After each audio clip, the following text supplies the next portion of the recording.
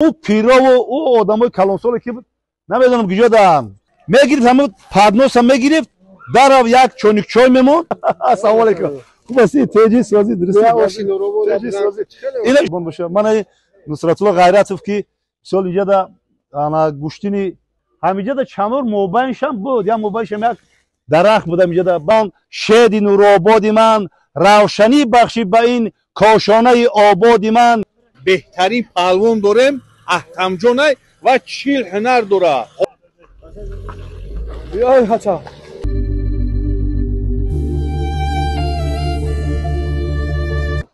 بسم الله الرحمن الرحیم. السلام علیکم و رحمت الله و برکاته.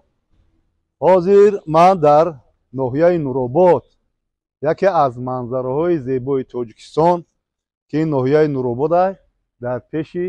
کنار هزار ساله. یکی از منظرهای زیبای تاجیکستان این ناحیه نورآباد است. اینجا یکی از کنارهای هزار ساله، هزار ساله هم زیاد من از اینجا قامت افروخته که ما در وقت جوانی بیایم بچه‌ها، در وقت جوانی شفیار وقتی که شفیار بودم تا سالی تو هم به حاضر همین شفیاری میکنم، همین مثال بار میبردیم بار میوردیم و بسیار در اینجا من میتونم که نوارهایی کنم که نوارهای تاریخی سرگذشت‌های جوانی خود ما مثال در این روی نوار بیارم. حاضر در این منظره ها اومدم من میخوام نوار کنم همون دورای جوانیم با خیالم زده است که می اومده ماشین قطعی با برادرها در اینجا البته نگاه میکنم همه جوانو جمع شدگی هم جوانو قطعی صحبت داریم. او پیرا و او آدمای کلانسال که نمیدونم کجا دارن که می اومدیم یا نوار میکردیم. خب ما یک خاطرهایی دارم که می اومدیم اینجا ماشین پولمان میموندیم، همونجا یک چایخانه بود دوره سیوزه. او چایخانه دا یک برادر بود اونجا نامش خیالم برآمد می اومدی می اومدی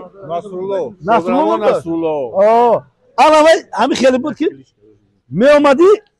میگرفت همون پادنوس هم میگرفت در یک چونیک چای میمون،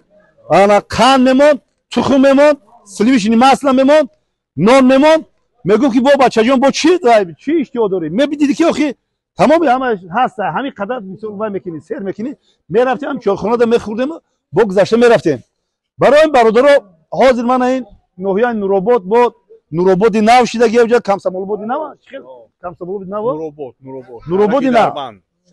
شهرک دربند که اونجا هم از نشان ما میریم نوارو میکنیم. خب این مردمی سربلندی مثال نورآباد من چقدر مخلصا دارن چقدر وای دارم من اومده مثال صورت میگیرن قطیمون صحبت ها میکنن و اویدی مثال همی نورآباد پیش السلام علیکم. خوب هستی؟ تیجی سازی درستی؟ تیجی سازی اینا شما چیکار آشپز همینجا ها؟ من این آشپز بودم مثال حاضر مثال من حاضر آش تیاره من مردمی که میزگار همیتا میتونن که ها بیان آش وکنن آش استعمال این دیدی تمام چیز بوده همینجا حاضرم آباد همینجا. خاک آینده چی میشود با فکر همین بابای من با فکر همین باباتون اینجا با فکرم جای زور بشه ولی ان جای زور میشه زنده باشیم با در همین تای چنار اومده با ما نوار میکنم جایی ممکن توریستی چیزی شوم اینجا جای یک سیاحی شوم اینجا دا برای ما ان با امر خدا با ما باشین با ویدیوهای نو بناو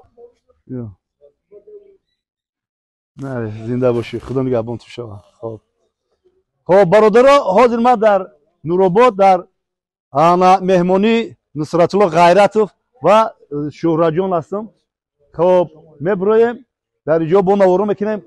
پهلوان چی گفتنی هستی؟ کوی اگه سخن کو شماره بگی خداوند نوحیه نورآباد خدا نگهبان باشه خدا نگهبان باشه. من نصرت الله غیرتوف که سال اینجا دا انا گوشتینی طلوع ورشی و شرطی داریم انا اینجا وای دارم بچه‌ها میرم اونجا میکنن ها اولی جاست یا تا سفینی که اینجا دوری کیه وای اولی میویا خیلی اومد میشه میگم نه سفینی که اونجا سفری که چیش میگم با وای بیا خیمر شولی با صحبت نکنیم خطیبه شلو با نوار میکنیم گوشتین که میدوزه میجا باروید میکنیم شید گرد نیست گوشتین وای آنشتنگ وای دویدن وای چی نمود اسپورت باشه بابا تیاره تمام این همی اوزیدن میزنیم جو اویم میویا بابای خنده که ما ورزشگریم ده همین کسی رو بینیم همین ورزش خب درباره این چنار چی گفتن هستم من وقتی که من یوش بودم مثلا یک 40 سال خب 50 سال پیش وقتی که من مایدرم بودم در ماشین رحمتی اکم می اومدم تا میگذاشتیم خب عبید میکردیم همینجا در چنار موبایلش هم بود یا موبایلش هم یک درخت بود همینجا بعد kim çıkıyor çiğ mor yani ki vay çiğ ana mor bu kalay mor bu yani şabehi kalay mor bu derim çanor kaki vay şikayet dege diametre yani çanor ne bedon khela kalın var bakıyorum bak ça 25 metre ya yine mi krug yani çanor 25 metre bu da bana nusratullah mega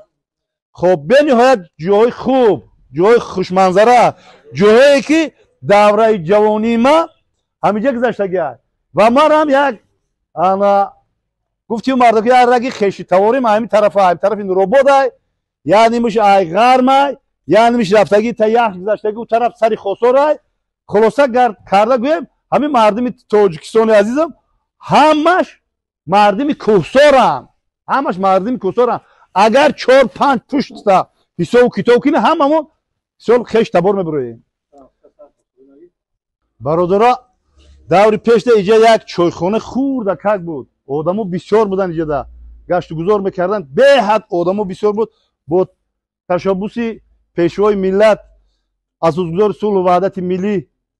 محترم جناب عالی امام رحمان من خیلی چایخانه کلان زیبای بلند هواشی که در اینجا مردم می اومدن بسیار هم انا مثال عبید میکردن هم یکم چیزای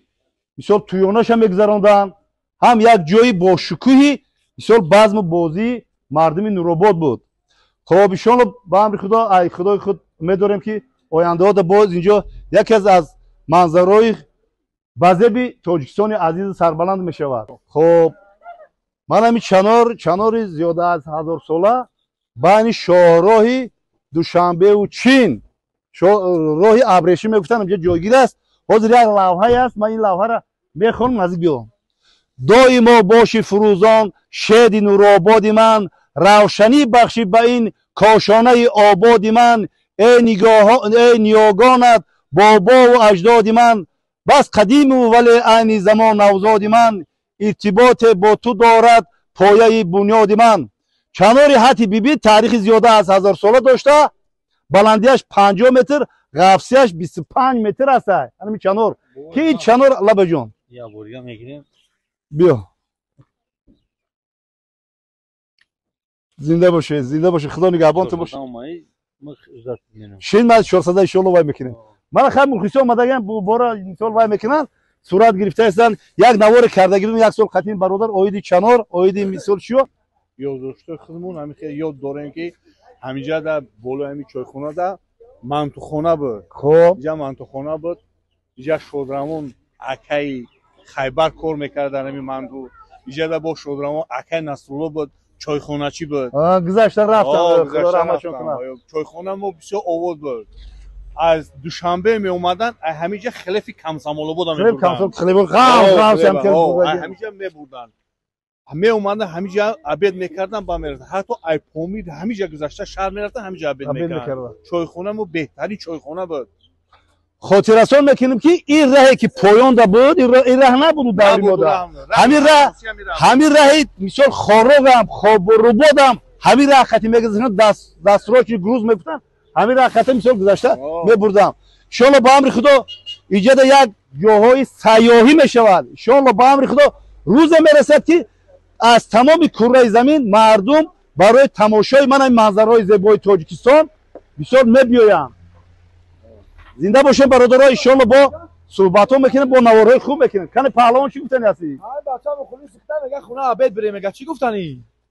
بچه ای خوردن باور که ای وقتی که خطیم بچه‌ها گشته هستیم 10 کیلو فربه شدن مگرم باید سپورت هم زنیم است کندر تمام ولی با خد میدوزیم اول سیر میکنیم و دام باز باش میدوزیم گوشتینگش میدوزیم بونا گشنه بودم نه من دو ما سات بلام بودم بریم ول دختر بود حالا پارن تمام ساعت با می داولم کرنا ساعت توی زایم داولم کم ما خطی با خطی شوگیر نه خطی خدا گوشتی میگه تمام واسه به ای خش شوگیر دکه با ریشی شو باریش بو میگادا زنده باشه برا دیدی چخل مخلصا روز بیا بچه که رفتی چخل مخلصا دارم چخل مثلا مردمی вахшан, мардими вахши, мардими мисол бобо дӯстдоранд. Шумо ҳамин ман клуб рафтам фақат дар бораи ҳамин суруд, шеър, ғазал, меҳмоннавозӣ ҳамин хел вахши. Шумо намебинед ки ягон тавлат بیا تصویر هم بچه هستن ما نه که ورزشگریم ورزشگراییم ما در همین ناحیه نورآباد بهترین پهلوان داریم احتم جانای و 40 هنر داره حافظی هم میکنه حالی جگس میزنیم برای شما بابا خان سرود میخونه زنده باشه زنده باشه خدا نگهبانتون باشه رسای قند نورآبادی تیوی سازی سلامتیات خوبه دسته ما